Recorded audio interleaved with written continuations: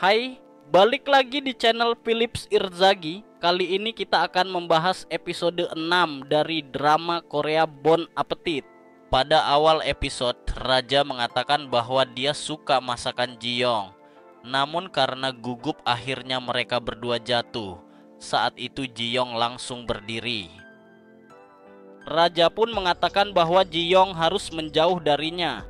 Namun saat melihat tangan Ji-young terluka, Raja langsung mendekat dan meniupnya. Raja mengatakan harus memanggil tabib untuk mengobatinya. Namun Ji-young menolak. Ji-young mengatakan karena dia sudah mendapatkan tasnya, jadi dia akan kembali ke masa depan. Raja pun menanyakan maksud dari Ji-young. Saat Ji-young mencari buku Mangunruk, dia tidak menemukannya. Ji-young menanyakan dari mana Raja mendapatkan tasnya. Saat tahu bahwa Song Jae yang memberikan tas itu, mereka berdua pergi menemuinya. Song Jae mengatakan bahwa dia tidak melihat buku apapun ketika menemukan tas itu. Ji-young menuduh Song Jae mengambil buku itu. Raja mengatakan bahwa buku itu mungkin jatuh saat terlempar dari jurang. Ji-young menegaskan bahwa semua barangnya masih ada di dalam tas itu dan hanya buku Mangunruk yang hilang. Raja pun membela Song Jae dengan mengatakan bahwa tak ada keuntungan yang didapatkan jika Song Jae mengambil buku itu.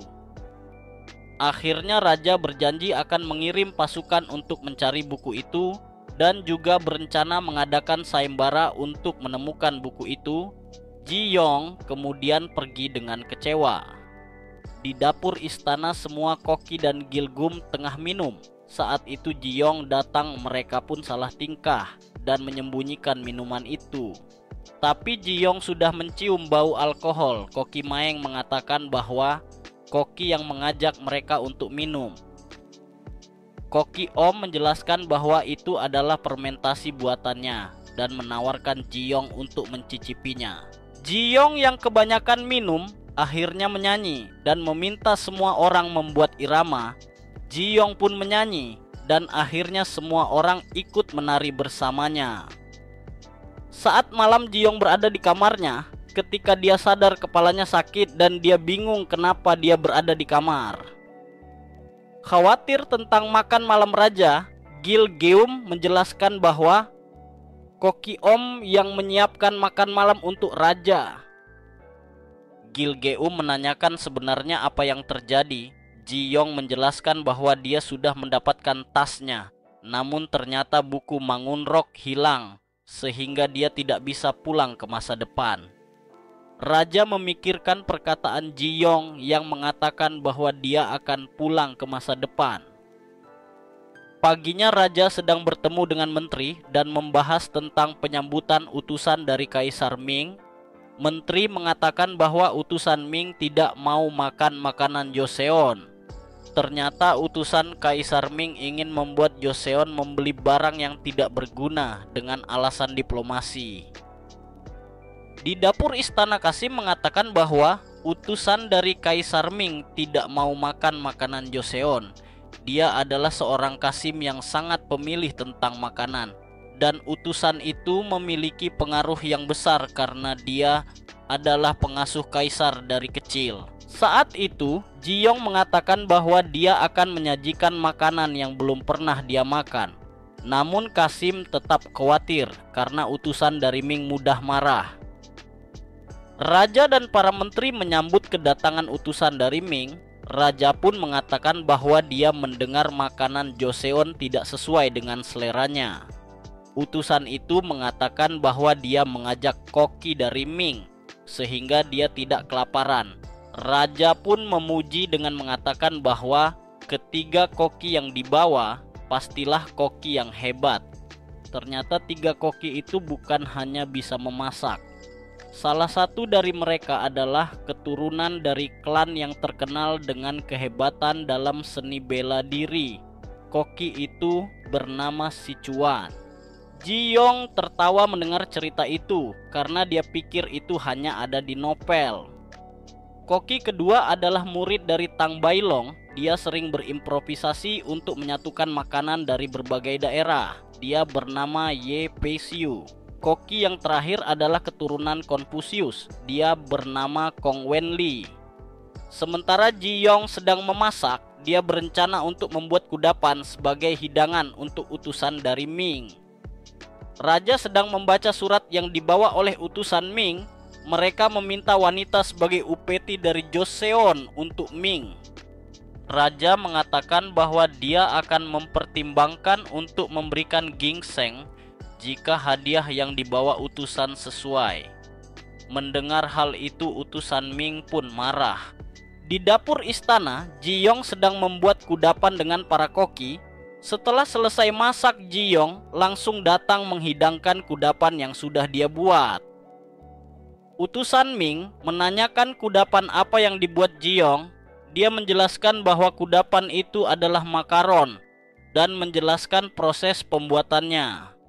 Raja pun meminta utusan itu mencobanya, namun dia malah meminta ketiga koki yang dibawa dari Ming mencoba lebih dulu dan ketiganya kaget dengan rasa makaron itu. Melihat ekspresi ketiganya, utusan Ming pun memakannya juga. Saat itu dia kagum dengan rasanya. Raja juga mencoba kudapan itu dan merasa kagum juga dengan rasanya. Raja menjelaskan bahwa Ji Yong adalah kepala koki di Joseon. Utusan itu meminta Ji Yong untuk berkompetisi dengan ketiga koki yang dibawanya. Tujuannya adalah untuk menentukan upeti.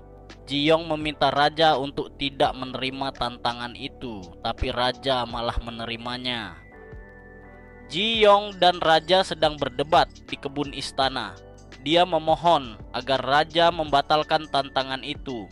Tapi Raja meyakinkan Ji Yong dengan cara mengancam bahwa jika dia menolak maka dia dianggap sebagai pengkhianat. Jadi Ji Yong tidak punya pilihan selain memenangkan kompetisi itu. Akhirnya Raja mengatakan jika Ji Yong memenangkan kompetisi maka dia akan membantunya untuk mencari buku Mangun Rock. Ternyata orang suruhan Pangeran Agung datang ke kediaman utusan Ming untuk mengancam mereka agar mau bekerja sama melengsarkan Raja dari tahtanya dengan cara mengancam menggunakan buku catatan hadiah. Ketiga koki dan utusan Ming itu tengah berdebat mengenai kudapan yang dibuat oleh Ji Yong. Utusan itu penasaran dengan kemampuan Ji Yong. Mereka berencana untuk membuat kompetisi itu sebagai kesempatan untuk mempermalukan bangsa Joseon. Gonggil ketahuan tengah menguping sehingga dia dikejar oleh tentara Ming. Setelah itu dia melapor ke raja tentang rencana mereka. Selir Kang menemui Koki Maeng dan mengatakan bahwa dia harus kalah dalam kompetisi itu. Di dapur semua orang tengah menghancurkan cabai. Ji Yong mengatakan bahwa cabai itu akan dia keringkan untuk dimakan. Semua orang merasa aneh dengan apa yang dilakukan Ji Yong. Saat Koki Maeng mencoba, dia merasa pedas. Tiba-tiba Kasim datang dan mengatakan bahwa Raja ingin bertemu Ji Yong. Raja menanyakan tentang rencana perjalanan Ji Yong dan mengatakan bahwa dia akan ikut bersama Ji Yong. Raja mengatakan bahwa jika mereka akan keluar istana harus menggunakan baju samaran. Raja pun mengajak Ji Yong untuk mengganti baju. Ji Yong sempat mencoba beberapa baju, namun selalu ditolak Raja. Sampai akhirnya baju terakhir yang dipakai membuat Raja terdiam. Raja pun meminta Ji Yong untuk menemuinya di gerbang. Saat Ji Yong sedang menunggu, Raja datang dengan pengawalnya. Mereka pun pergi ke pasar. Ji Yong merasa senang melihat suasana di pasar. Dia juga melihat sebuah gantungan yang mirip dengan gantungan buku Mangun Rock.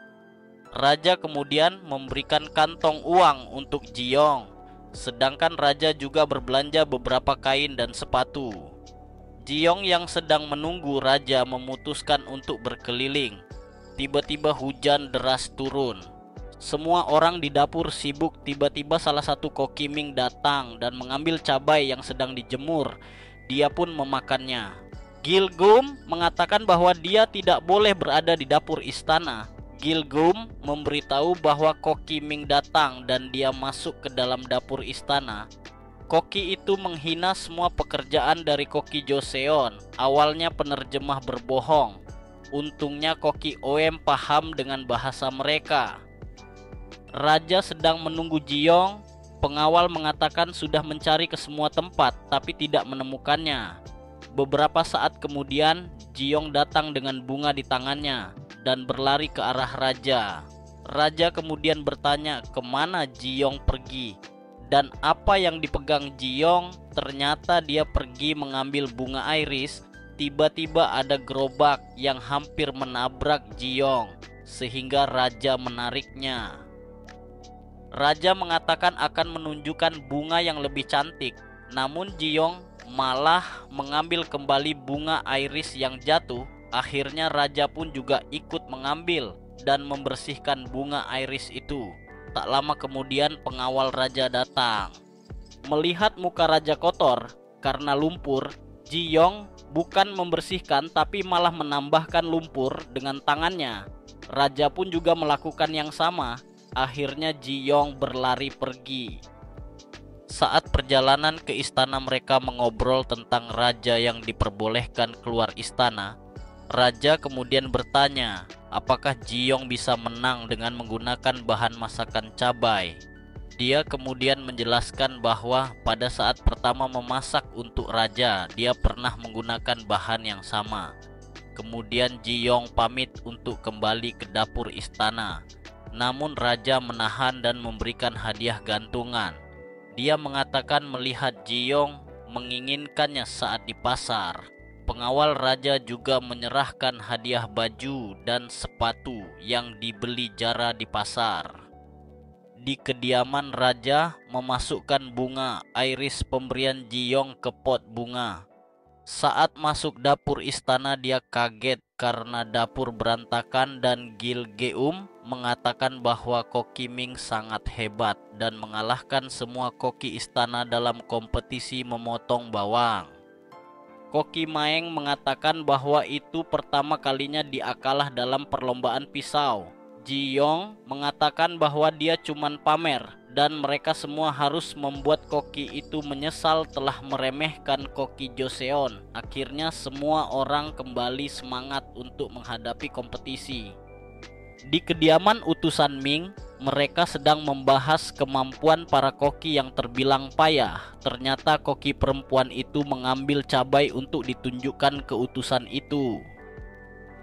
Semua orang berkumpul di ruangan istana. Tema dari masakan akan ditentukan dari bambu yang diambil oleh masing-masing perwakilan. Tema pada putaran pertama adalah masakan daging yang belum pernah ada sebelumnya. Raja pun kemudian memilih Koki Yeong untuk mengambil tema masakan ronde kedua. Dan ternyata temanya adalah saling memasak hidangan dari negara lawan. Dan untuk tema yang ketiga, raja meminta Pangeran Agung untuk mengambil papan. Dan tema yang didapatkan adalah sup ginseng yang merupakan makanan terkenal dari Ming. Utusan Ming meminta untuk menambahkan taruhan untuk kompetisi itu. Utusan Ming ingin meminta tambahan 100 orang wanita untuk taruhan dalam kompetisi itu. Sekretaris istana memberikan isyarat kepada raja untuk menerima tantangan itu dan meminta jika Joseon yang menang, maka mereka bebas untuk membeli tebu dan tepung sebanyak yang raja inginkan. Semua utusan Ming kaget mendengar hal itu. Utusan Ming mengatakan bahwa dia keberatan dengan hal itu karena dia tidak bisa mengambil keputusan sendirian. Dia mengatakan ini sama saja membuat bangsa Ming membayar upeti ke Joseon. Tiba-tiba dia mengatakan bahwa jika Koki Ming kalah, maka dia akan mengajukan persyaratan itu ke Kaisar Ming. Semua koki diberikan waktu 5 hari untuk melakukan persiapan sebelum kompetisi. Semua koki pun berhadapan dan saling memberikan hormat. Jiyong kemudian mengatakan bahwa pisau dari Koki Ming ketinggalan di dapur istana Koki Ming pun merasa tersinggung karena pisau itu telah dirusak oleh Jiyong. Di dapur istana, Jiyong sedang mengasah pisau dan sedang merencanakan masakan yang akan dibuat. Terima kasih sudah menonton. Jangan lupa like, komen, dan subscribe. Sampai jumpa di episode selanjutnya.